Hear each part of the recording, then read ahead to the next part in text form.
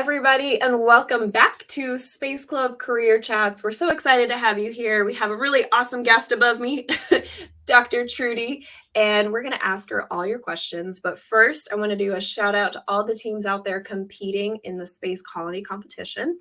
We have judges standing by. I don't know, Dr. Trudi might be one of the judges. We can my recruiter, but we're so excited to see the colonies, the habitats you're creating on the moon and on Mars. So get ready for that competition happening very soon. All right, so we're going to jump right in here with Dr. Trudi. So you've read her bio, but as a reminder, she's a planetary scientist and planetary science teacher with a PhD in geophysics from the University of Leeds, located in the UK. Dr. Trudi has worked as a research scientist at NASA's Jet Propulsion Laboratory, the Lunar and Planetary Institute, and the Arctic Planetary Science Institute. She co-authored the first topographic map of Io, which is the moon of Jupiter, and the first geological map of the massive asteroid for Vesta. She joined Ad Astra, Astra Nova, a school founded by Elon Musk and Dahn at SpaceX, so cool, teaching learners around the world to use astrophysical software to find main belt asteroids, including AI detection of craters on the moon and glacier mapping on Mars.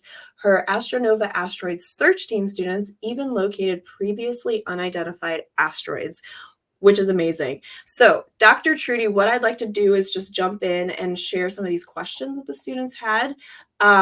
So first, before we got on, you studied in the UK, but you actually said you're from Australia. So can you tell us a little bit about where you're from? I'm Australian. I was born in a small town called Ballarat, and I grew up in a small town called Bendigo. So I'm Australian, but I live in the US. Now I've been in the US since I came to the Jet Propulsion Lab in 2004. But I still have an accent. I still sound. I teach planetary science, as you said before, and I have a constant fear that my students will one day be university students and will pronounce, certain scientific terms Australian, like not like aluminium, aluminum, those kind of things. So yeah, it really is interesting. I love it. Yeah, I'm really happy to be here. I'm also, my students are competing in your competition, by the way. Oh, so I have to excuse you from judging them. So I would happily judge. I judge science competitions all the time. Just don't let me judge this. I love it. Well, good luck to your students if they're out there watching. The first question is, what was the spark that got started in all of this up until now? What got you to like it? I love these questions. I remember being in grade 4 at Epsom Primary School, and it was a very small primary school. There's maybe 100 kids in the whole school. This is in Australia. In Australia. And we had a project to do. We had to make a poster, and the poster was like this big on any planet that we wanted. And I still remember it. My parents do not have that poster anymore. It's long gone, but I remember it. I remember making this poster on Mars.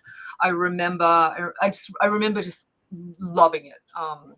My dad had some old books, like encyclopedias, and I just really loved it. There was something about it about planets that just clicked. My career has not been just planets. I wasn't 100%. It was not like I focused on planets from grade 3, and that's where I am now. But there's nothing that I love more. Right. I love planets. I just love it. I love planets. I love asteroids, comets, all those things. Just really into it. Did you look up at the stars? Like, were you looking through telescopes, or was it all in books on TV? Like, it was all on books. I lived in outside of Bendigo, and Bendigo was a small town, and so I lived outside of Bendigo. So when you looked up at the stars, when you're in areas that don't have much light pollution, you look up the stars and you can see a lot more stars. So I do remember spending a lot of time, laying down on the ground in the paddock and looking up at the stars. Neither of my parents were scientists. Neither of them went to university until after my sister and I went to university. Really? So I was lucky that I had parents that loved education and saw the importance of education, but I didn't have a telescope or access in the small country town that I grew up in. I didn't have a telescope, so it was all books. And I still love planet books. Yeah. And the second question here from North Carolina is the same idea of like, how young were you when you were interested? So it sounds like fourth grade. When the spark, and then how did that turn into, I want to become a planetary scientist? That was really old. I was 26. I was Oh. 26 when I went, wait, I could be a planetary scientist. I don't think I'd ever thought that was possible for me. Mm. And I was, I'd gone through, I did an applied physics degree, and then, and I still, even at that point, had not even thought that it was possible for me. And then I started my PhD, and I was like, wait, I should do a PhD on something that I love. There's nothing I love more than than planets, and my dogs and my kids and my students, obviously, for, just in case my kids ever watch this and are like, what, you love the planets more than us? But yes, so I think I was like 26, 27 and starting my PhD, and I was like, yeah, I can do this. And something inside of me gave me, I don't know what it was, the confidence that I was like, yeah, I think I'm going to go do this. And I just kept trying, and it's like life, right? You need to, sometimes you'll fail, you need to get back up and keep moving. And that's how my path to planetary science went, essentially. Well, let's talk about some of the work that you've done. So we pulled some pictures here, and one question here from Ohio: what subject are you studying right now? Is it to help the public, or is it something that scientists need to know? This is from Yana from Birchwood School. Yes. Yana, I am a huge, massive fan of citizen science, like a massive fan. Whenever I can, I get my students into citizen science.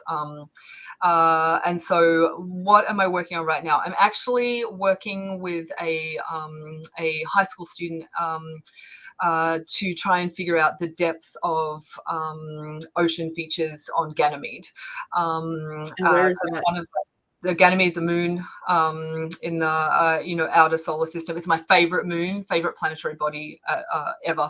It's the only planetary body in the solar system that has a magnetic field that is functional, like the Earth, not a remnant leftover dead magnetic field, but a current field. And so I'm doing that. I'm also massively into finding asteroids, which is your next question too, right? Yeah, go ahead and talk about it. So I'm into that. But I do spend a large quantity of my time teaching students. I made the switch to Astra Nova school, and I really love sharing this love that I have for with them. How do your students locate previously unidentified asteroids? If you want to be involved in this, I run this for about 250 kids around the world. It's not just American kids. It is run through a citizen science program. But if you have any interest in doing this, Natasha's going to give you my email, and you're going to contact me, and I'll set you up. I'm a huge fan of students. I don't think that people often realize, the potential of a variety of students. That the student, you have the capacity to do this. I have 20. I've 20. They found 20 provisional asteroids already. It's not just one. Like we've been working on it for a year. But if you are interested, please contact Natasha, and I will. Can you hook you up? Give me an idea of what that means? Are they looking at images from? Oh, it's on data. It's okay. It's on data. You're not using a telescope. You don't have to go and buy a $2,000 telescope and look up at the sky. That is one way to go and find asteroids. There are multiple ways. The way that we do it in Asteroid Search Team is that we use data from Pan-STARRS. And Pan-STARRS is a telescope system in Hawaii. We also go through a program called ISAC, which is International Asteroid Search Collaboration. What I do is I teach kids how to use professional astrophysics grade software. It is not difficult at all. I've never had a less than 10-year-old succeed at it, by the way. And I've done I've had a bunch of, profoundly gifted, just trying to figure out how low can I get a student to. I've never had anyone below the age of 11. But yeah, we get data that comes off the telescopes in Hawaii, and we import that data into a software program called Astrometrica. I teach kids how to use that. It takes about 40 minutes. And then there is a bit of back and forth after that, where students contact me and go, is this an asteroid? Is this not an asteroid? But after that, they're on their own, and they're little machines. That's so cool. Yeah, it's really cool. And if you your asteroid needs to be, defined as a provisional asteroid. Not everything that we submit becomes a provisional asteroid, but you get to name it. If it makes it to provisional asteroids, you get to name it. What's like a name that your students, do you know, have like a name they've picked? No, that I make them do it individually and not in teams, so that is their discovery and they get to choose the name. There are rules. The International Astronautical, what is it?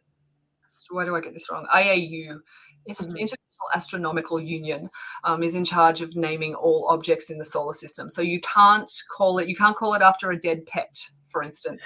You cannot call an asteroid after a political figure unless they have passed away for about 100, I think it's 100 years. So there are rules.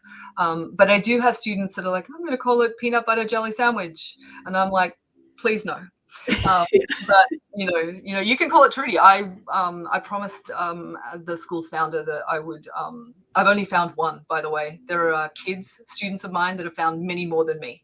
It is so frustrating that they are so much better at it than me. Anyway, I promised Josh that I would name it Astra Nova School. So that's what it's going to be called. Yeah. But we'll see. I'm curious what we're looking at here on this slide, this picture, because is this related to the topographical map that you created? This must be, yeah. So this was some postdoctoral work at Lunar Planetary Institute with Oliver White, Paul Schenk, and Francis Nimmo, and so we made a map of the topography of Io. Io is a moon of Jupiter. All of this data comes off from old missions, right, from Voyager and Galileo, and some more recent stuff. But the downside to this topographic map, which I only realized recently, is that the topography of Io changes all the time. There's constant volcanism on Io. You would not expect that because it's so far out in the solar system, but constant volcanism. So you have volcanoes making more volcanoes, your topography is going to change. So one of the exciting things about being a scientist is that you make predictions and you discover stuff that no one else has discovered, and you think that one day someone's going to land on Venus, possibly after I'm long dead, and they'll be like, yeah, Trudi was right. Or but this is not one of those things because of all the volcanism. I'm like, oh my goodness. So someone's going to need to make new topographic maps the next time we get new data. But it's really tricky. What's the question say? What was the most difficult thing? Yeah. Okay, you can't no one's landed there, right? No one's landed and measured how tall this mountain is, how deep this crater is, etc., etc. And so what they do is they take two images, and they it's a method called stereographic projection, where you can overlay images, and it's similar to have you ever looked at one of those posters? You know, the one where you can see that if you stand away from the poster and there's a Statue of Liberty in it, if you look at it a certain way, you can see it in 3D. So the most difficult thing, I think, was it was computationally intensive. And Oliver White and myself and all the other people involved spent a lot of time with the ISIS software overlaying these images and getting them to match up, and it was tedious. Some of science is tedious, Natasha. Wow.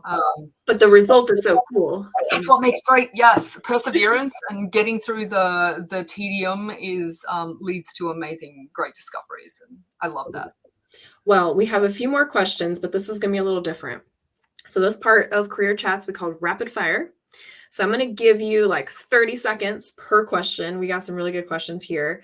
So whatever comes to you, are you ready? Okay, I'm ready. Okay. I'm scared, but I'm ready. What is your dream thing to find on another planet? Alien life. Or water. No. Oh, no, you're right. Okay. Oh, God. No, you're stressing me out. Okay. Next question. Water. Final answer. Locked it in. Water. Okay.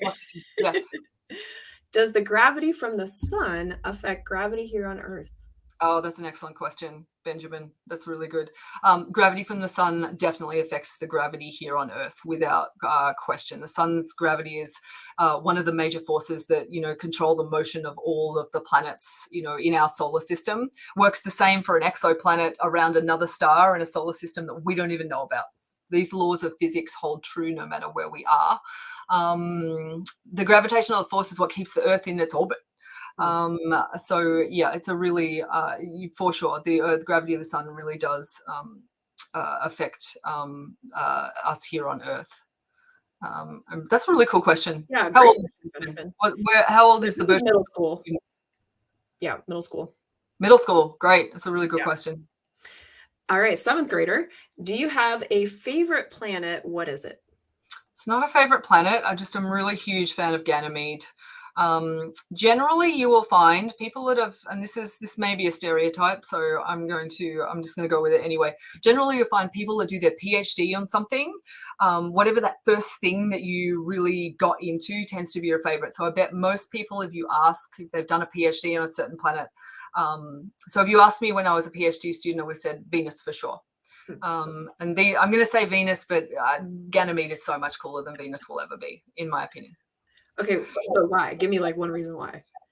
Just a magnetic field, right? This moon is massively large compared to, most moons in our known solar system. There are what we think are caves on Ganymede as well. There has a subsurface ocean, so potential for life. But I'm all about magnetic field. I just think it's really fascinating. Awesome. It's also really pretty. All right. Nick from Ohio, what do you find unusual in space? Everything's unusual in space. And that's what makes it so, so cool. Being unusual is the greatest thing that you can be.